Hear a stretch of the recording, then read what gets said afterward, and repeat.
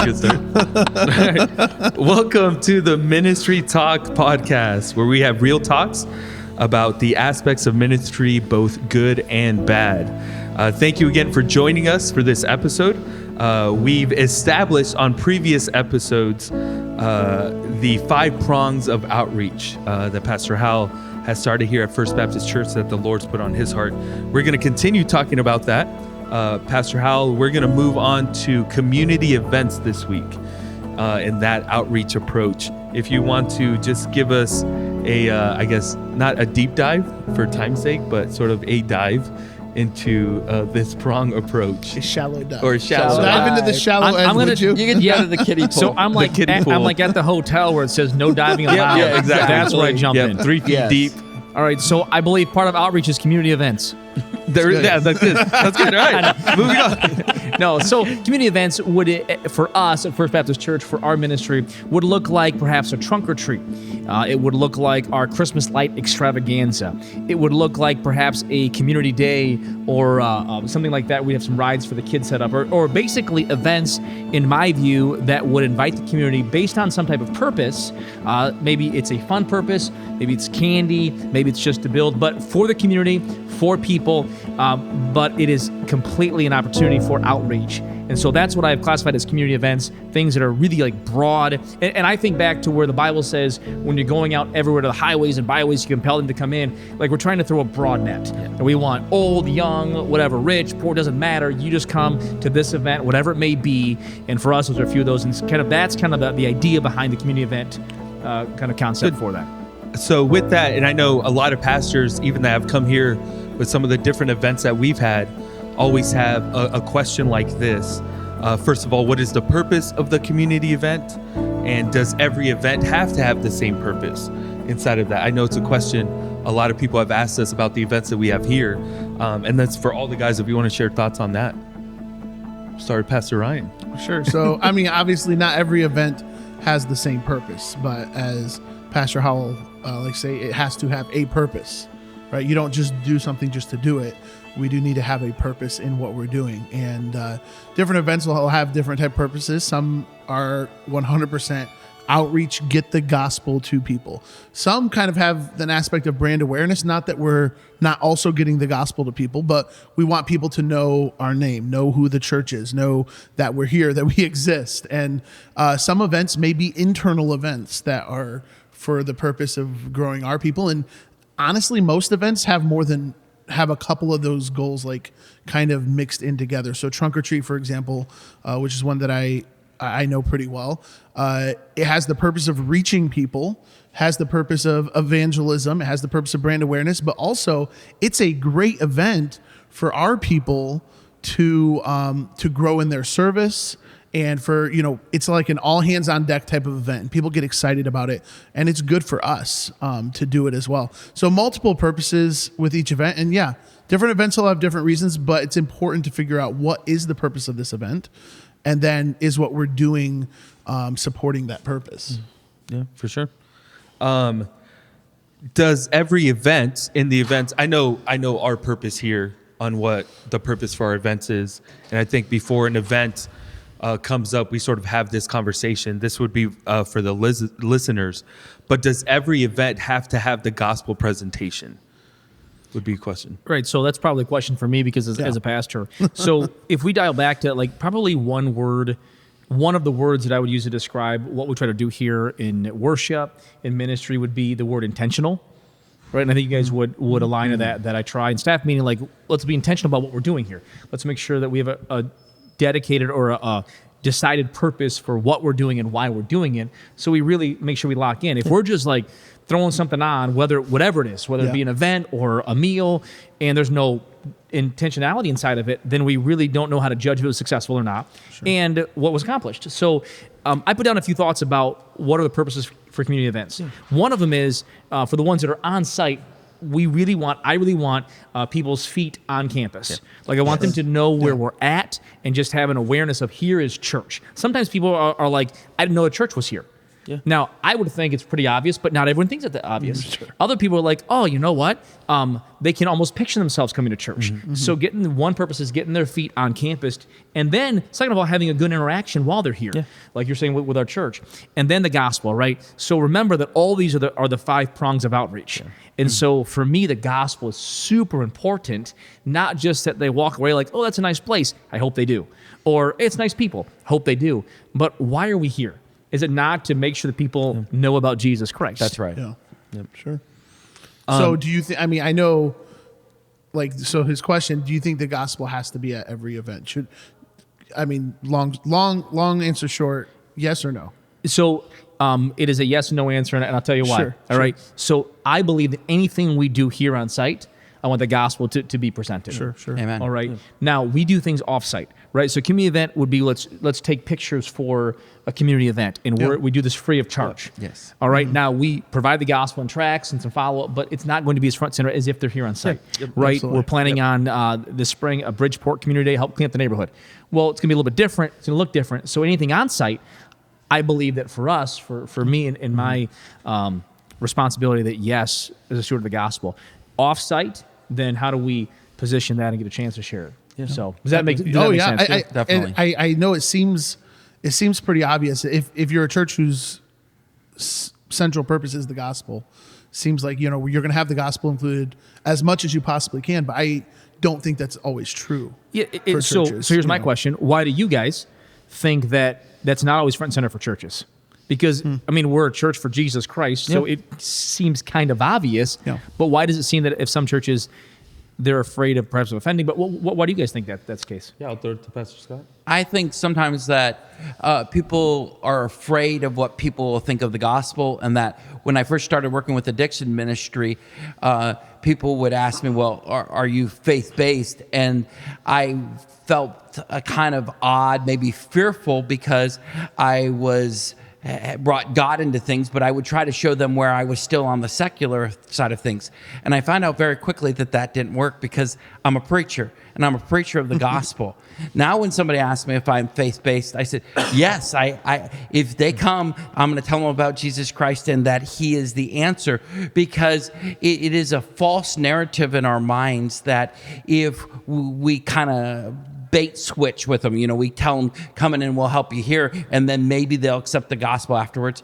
I put it up front. Let them know we're all about Christ. We're all about the gospel, and if they don't want that, they're not going to accept it later down the road either, in my opinion. Yeah.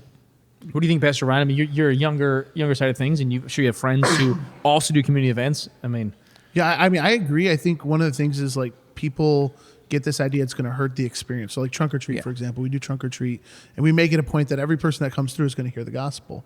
Now, in the planning part of it, it could be easy to think to yourself, oh, well, that's going to hurt the experience for them. Oddly enough, though, we haven't found that to be true whatsoever. Nobody has complained to us and say, oh, we love the event. If we didn't have to sit through that preacher, they already know we're at church. And if anything, I think even people who don't go to church would find it odd to come to a church event and there be no type of church feeling to it whatsoever. They expect us, even the world expects the church to be the church. To be the church, yeah. Right. We're not just a community event center. Right. We are a church. And back to trunk or treat, right? You guys, we often have many people who drive through it and thank us for the different elements. Yeah. And for that little speech thing, even, what they call it. Yeah, they do call it the And little we, speech thing. we can't do a deep dive, but we could talk about that, like what that looks like in a second, and how short it needs to be or long it needs to be. Because that is absolute planning. Like, it needs to be short. Pastor, how quick can you share the gospel? We're going to give you 15 and a half seconds to share the gospel. Should be able to fit it in there. I don't know what the problem is. Yeah, so that's what I'm surrounded by. Yeah, I think the big question then for I know that we answered this, but for pastors out there, what would you lose in presenting the gospel at every event you have at a church? Like, is there, by presenting the gospel, I'm going to lose people, or I'm going to lose this, or I'm going to lose that, in light of what the Bible teaches us, right, inside of that? And again, everybody has to make their own choice in the events that they're doing at their church. But what do you really lose by presenting the gospel at every event you have at your church, right? Like, is there something lost there inside of glory and what the Lord has for us? But again, every pastor has to answer that question for themselves. And I think everybody has to realize that there will be the antagonist that will be frustrated and maybe atheist, and why are you bringing God into this and that? Well, the answer is because we're a church. And they know they're coming on a church's property. And so we should not hide and try to be careful with the gospel. They ought to know that that's what we give and what we stand for. And I would say probably 95 to 98% are excited about it. And we don't listen to that 3% that whines about it. Yeah, and I would say, dare say it's not even 3%. Like, no one really No, complains yeah, about for it. us, yeah. So for us, just so listeners are quite clear, for us, at our events, we do not just have workers walk around the tracks and talk to people. We actually have a dedicated time that cars will sit there in our parking lot. We'll have prepared a video presentation. It has been me sharing the gospel. I've had the graphics and video team put together, and they've done some phenomenal things with the graphics because people are used to pretty high-powered media. And so music playing, things popping on the screen, but the gospel, we try to make it so clear, and it takes probably 10 to 12 minutes for that presentation. So Too someone's long. like, what do we do? Yeah, too long, they say. But also as a preacher of the gospel, and where we all agree, we want to be careful with it. Yeah. And I'm not looking for just a 1, 2, 3 pray with me, but like I don't have an hour and a half to preach a whole message. If I did, I would take it, but I've got 10 to 12 minutes, and they get some graphics, some music, and try to be really clear with that. And we have everyone who comes on property for those type of events listen and sit there for it. Yeah. And we have speakers that we've rented, right? And Brother Dalton does a great job putting that out there, and big old, all those things. So kind of so people know what we talk about when we're saying that. Yeah, for sure. That's good. In the day and age that we live, where you can see through either social media or live streams what other churches are doing, what would be maybe for all of us some events that every church should be doing? Like what are some things that every church should be doing? I would say to start the conversation, as was said earlier in several different ways or stated, you should have an event where you invite the whole community to come to your church, right? Whether it's like an open house or a friends and family event, but have an event where your church family is just inviting people to come to church, right? Any events like that you guys want to share, for those listening? Or is that the only one? I think it's a little bit of a trick question too, because are there any events that every church should be doing? I think your answer was great, because there's probably type of events that every church should be doing, but it may not look exactly the same at every church. The size of your church, the community of your church, the country your church is in, could make a difference in that. But yeah, I think probably some of the obvious ones, like you should probably be doing something for Easter, try to celebrate something like that. Christmas. There's some obvious ones like that, but A lot of help. Yeah. Any ideas? Yeah, let's do something for Easter. Yeah. It's Pastor Ryan.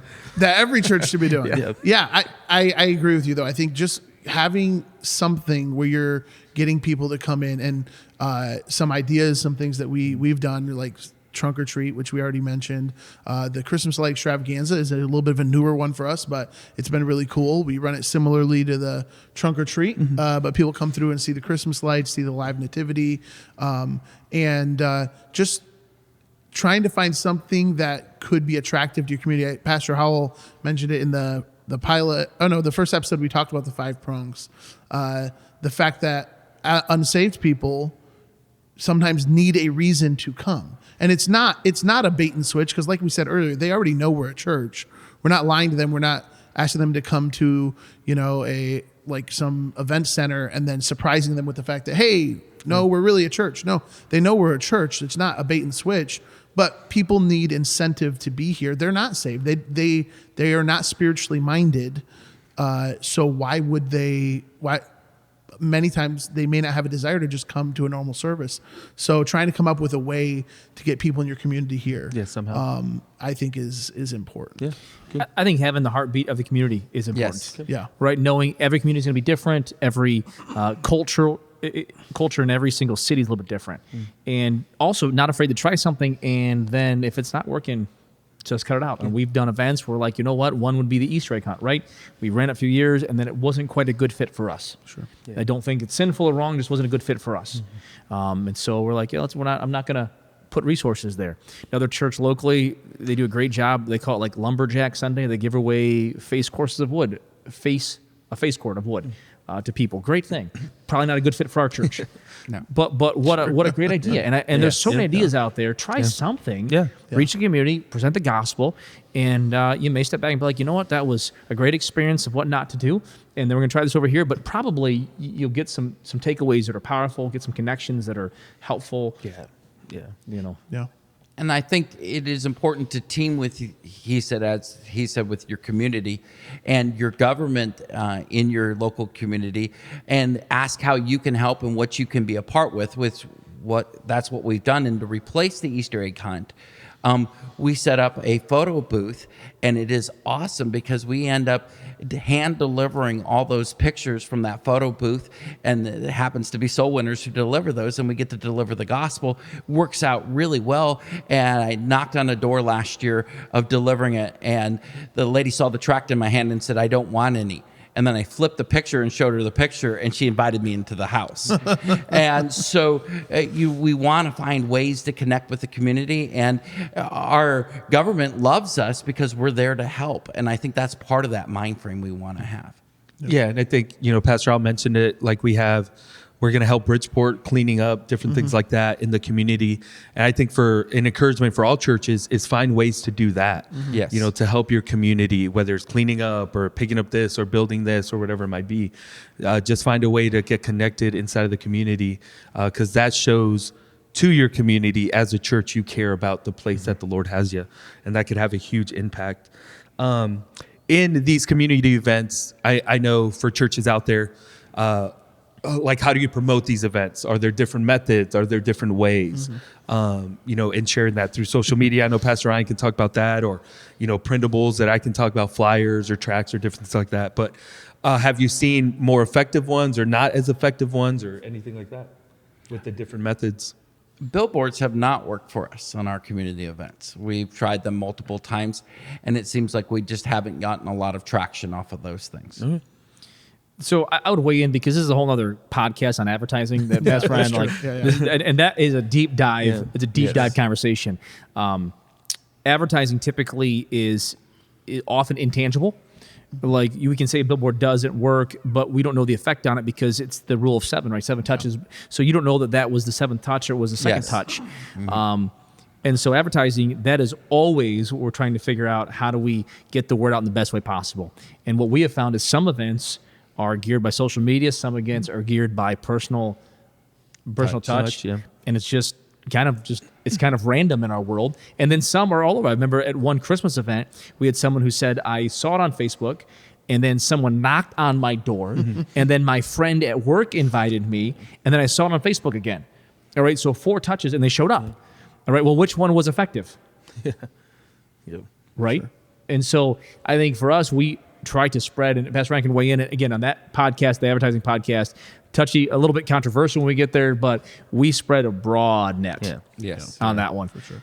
So I'd say the encouragement would be try to do as much as you can, and as Sure. much as you possibly can to get the information out there. Pastor Willett used to say, nothing works, so you have to try everything. Yeah, that's very true. Can we, I guess going through it, name maybe some events or inside of these community events, maybe some ideas that didn't work? And I think in sharing those, some church might say, you know what, that didn't work for you guys, but it might work for us, right? Yeah. And maybe sharing some of those. We'll start with Pastor Ryan. Sure. I mean, I'm not as old and haven't been here as long as some of the other people Thank you. here have I been. appreciate that. But one that I don't think that was a question. I don't remember him saying, like, what's your age? Probably one that we've decided wasn't as profitable as it could have been was the Easter egg hunt. And we tried a few different methods, right? We did it here on the property. We did it on the day before Easter at different parks. We've tried several different methods. But one of the reasons I think is because we went back and assessed what's the purpose of Easter, right? And we do trunk or treat and different things at different times, but Pastor's heart is that Easter we're coming together and we're worshiping, and we're celebrating the resurrection. And the Easter egg hunt doesn't necessarily help us with that purpose. And even some of the ways we did it, trying to do it on Saturday, didn't really end up being successful for us, right? Like we were at like 4 or 5 parks the one day. I remember the park I was at had like 6 or 7 kids that were workers' kids, and then maybe 2 other kids that showed up. And not to say those 2 kids aren't important, because they are, but there are probably other things that we could do that would be more successful. So we kind of pulled back on that, at least for now, on the Easter egg hunt. So that was one that for us didn't seem to work as well. Yeah, I'll give you one. We used to do a large giveaway of food around Thanksgiving time. And in our community, there are some who have needs. There's always needs for those things. And so we did it on a large scale. Yes. And it ended up not being as productive as we thought it would be. We tried it with tickets. We tried it with coming to church first to hear the gospel, and only those who came by ticket, and tried to position it a couple different ways. It ended up just not quite accomplishing the goal. It was more of just crowd control, and just wasn't helpful for what to do. It hindered the gospel instead of helping the gospel. And so we decided, that's not, for us, that's not going to be what we need to do. Other churches run food giveaways very effectively, and my hat's off to them. Again, find your niche, be intentional about that. For us, it just, just wasn't a good fit for us. Yeah, for sure. I think, as Pastor said earlier, part of it depends on what area you're in. One reason the park Easter egg thing did not work was it was 31 degrees when we started those that morning. Michigan. Here in Michigan. It was very so cold. If you're in Southern California, it could be different. It could be much different. Yeah. So, yeah, for sure. Coming down, I guess, to the end of this one, maybe, for Pastor Scott that's been here longer, and Pastor Al even, but some events that throughout the years, Pastor Ryan, same, are like, this was my favorite event, or this was a really cool event, or we saw the Lord work in this way in this event. Even we might not still be doing that event, or still might be doing that event, but what are some events? I think it is amazing to watch. I'm not a super big fan with Halloween. The way my family practiced it was a little different, but the trunk or treat event brings a large amount of people onto our campus. We get to give the gospel. We get to see a lot of people saved. And it really gives us a good name in the community. And it's been one of my favorite things every year to get to do. The other thing that it does, as Ryan mentioned earlier, is our whole church gets behind it.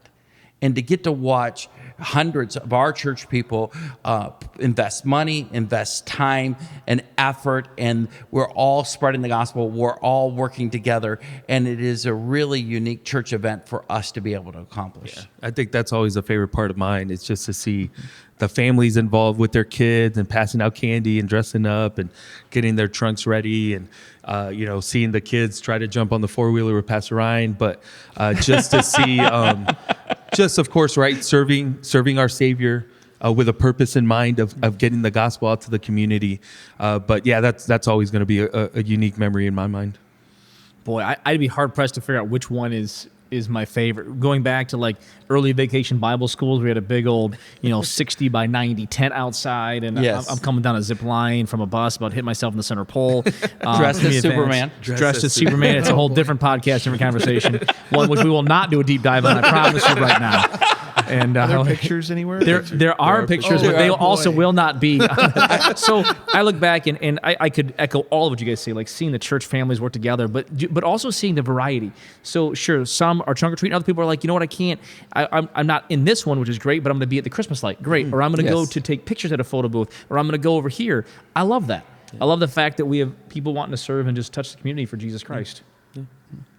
I like Pastor said, it's hard to pick a favorite. There's so many great events, but just a recent one, Pastor Abraham and I were able to go and do pictures for an event. And the cool thing, there's going to be more and more of these type of events, because we're trying to become more involved in the community, where we get to be a part of an event and we don't really have to do any of the work. Like 90% of the work gets done by other people, right? Yeah. Crowd control and flow, traffic cones, set up, tear down after church, get ready for Sunday morning. Yeah, so what are you talking about? We got to go be a part of an event that the community was doing, and got to take pictures. And the event itself was great, getting lots of invitations to our Christmas program coming up, which I am a huge fan of.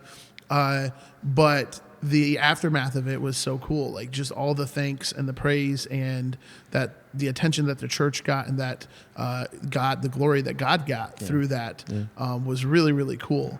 In fact, the Chamber of Commerce in Bridgeport and Bertrand, because of that event, as well as some other things that we've been helping them out with, they chose our church as like their business partner of the year, which is really cool that a church was chosen. I mean, it probably should be the case, maybe it should have happened sooner, but it hasn't happened. And many times it's, different businesses in the community that get that. And the fact that we were able to be chosen for that is really cool to me. And I think it shows that we are, we're doing some of the right things. Yeah, amen.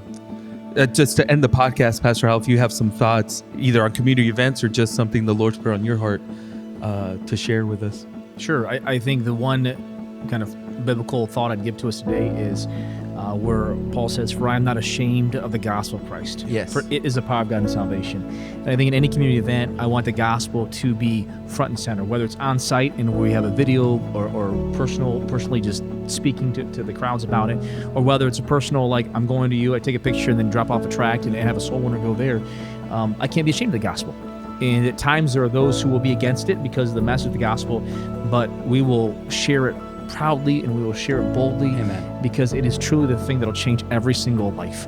And I believe that, and I try to live that, and we have seen it over and over again. We've seen marriages back together again, and homes that were broken apart that are restored, and kids who were terrible now because of Jesus Christ are good. That's Jesus Christ, it's the gospel. Yes. And all these things are merely an avenue for us to share the gospel, which is the power of God. So we can't be ashamed of it. So to all those pastors out there, don't be ashamed of the gospel, and wear it proudly and say this is, and fly the banner boldly. Not so if the offense comes, it can't be because of our manner. It may be because of the message, or someone doesn't want to hear that, but it can't because of my manner. I want them to see Christ's love through us, but that Jesus Christ loves them and wants to change their life. Thank you for sharing that. Thanks again for taking time to either watch or listen to this podcast. We appreciate you guys so much. Be on the lookout for the next episode here as we continue to talk about these Prong approach to outreach that we have. Thank you so much for joining us, and God bless.